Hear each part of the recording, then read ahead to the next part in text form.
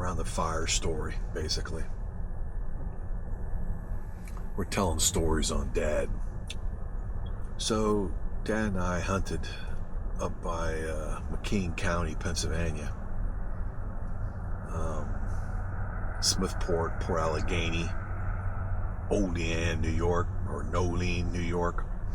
And we hunted up this hollow called Bruder Hollow. And you could drive back there with the four-wheel drive and get up on top of the bridge. And I was hunting up there, and I had dropped Dad off down below where I was hunting.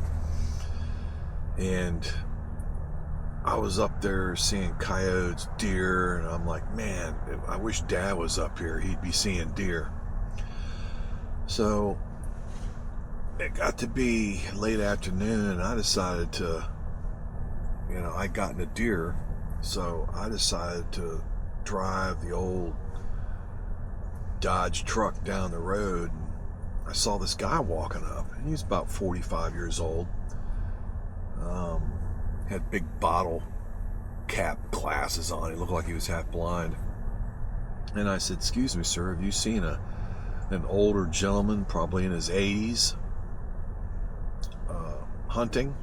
His name is George. And he says, "Yeah, I've seen the guy. He's back down there." And the guy jumped in front of me and shot a deer and didn't have a knife. Wanted to borrow a knife. I told him I couldn't help him. And so I said, "Well, thank you for your information." So I went down the road a little further.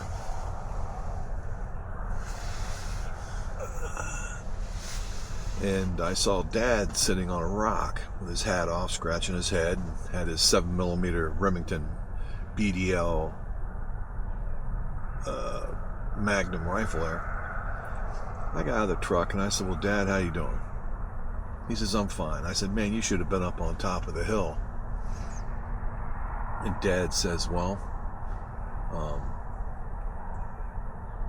yeah, well, I got a deer." And I said, "Well, that's great." And he says, "Yeah."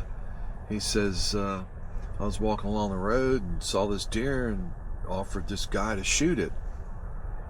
And the guy couldn't see the deer. He says, 'I don't see the deer, I don't see the deer.'" So Dad threw the scope up, and it just had this humongous rack. It was like the biggest deer Dad had shot in 50 years. I mean, it was just the biggest deer he ever shot, a deer of a lifetime.